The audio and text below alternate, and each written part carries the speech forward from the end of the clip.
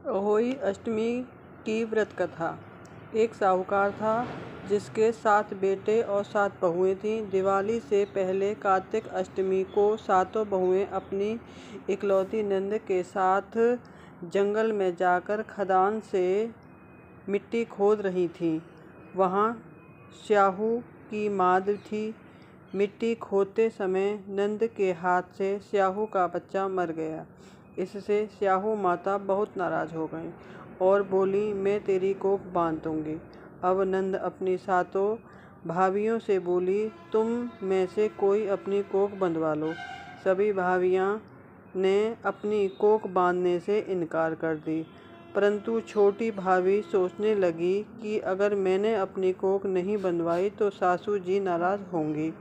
यह सोचकर नंद के बदले में छोटी भाभी ने अपनी कोख बंधवा ली।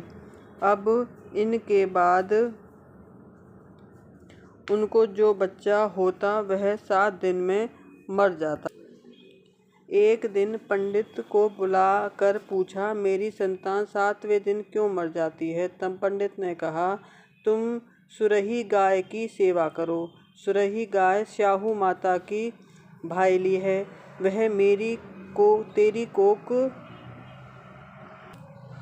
वह तेरी कोख खुलवा देगी, तब तेरा बच्चा जिएगा।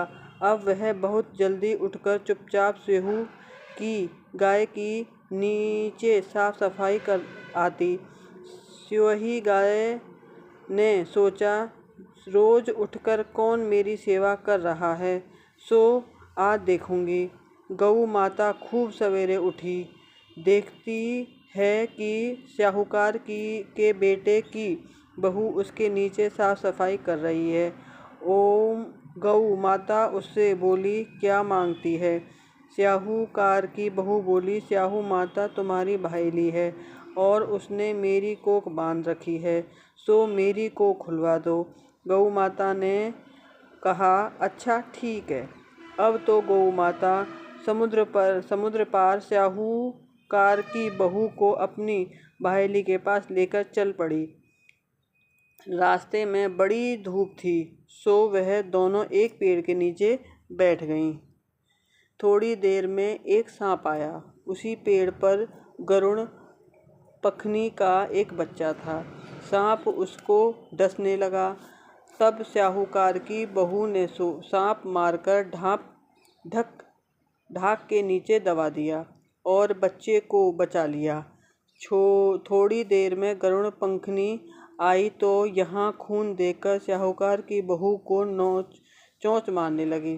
तब साहूकार की बहू बोली, मैंने तेरे बच्चे को नहीं मारा, बल्कि सांप तेरे बच्चे के करीब आया था। मैंने उससे तेरे बच्चे की रक्षा की है। यह सुनकर गरुड़ पंखनी बोली, मांग तू क्या मांगती है? वह बोली, 7 समुद्र पार स्याहू माता रहती है, हमें तुम उसके पास पहुंचा दे। तब गरुड़ पंखनी ने दोनों को अपनी पीठ पर बैठाकर स्याहू माता के पास पहुंचा दिया। स्याहू माता उनको देखकर बोली, आ बहन, बहुत दिनों में आई। फिर कहने लगी, बहन, मेरे सिर में जुएं पड़ गए हैं। तब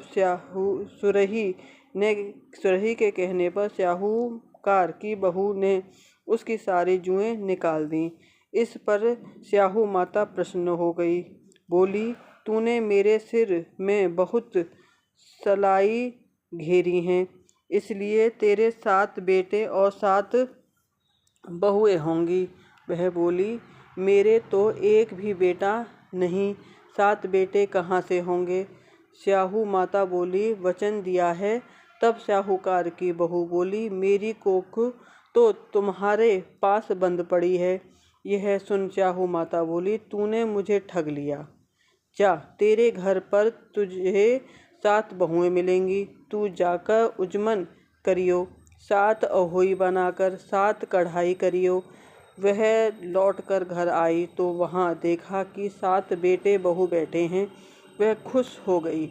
उसने 7 अहोई बनाई, 7 उजमन किया और 7 कढ़ाई करी। शाम के समय जेठानी आपस में कहने लगी कि जल्दी जल्दी पूजा कर लो, कहीं छोटी बच्चों को याद करके रोने न लगे। थोड़ी देर में उन्होंने अपने बच्चों से कहा, अपनी चाची के घर जाकर देख आओ कि आज वह अभी तक रोई क्यों नहीं। बच्चों ने आकर कहा, चाची तो बहुत कुछ मांड रही है, उजमन हो रहा है। यह सुनते ही जेठानियाँ दौड़ती दौड़ती वहाँ आईं और आकर कहने लगी कि तूने कोक कैसे खुलवाई।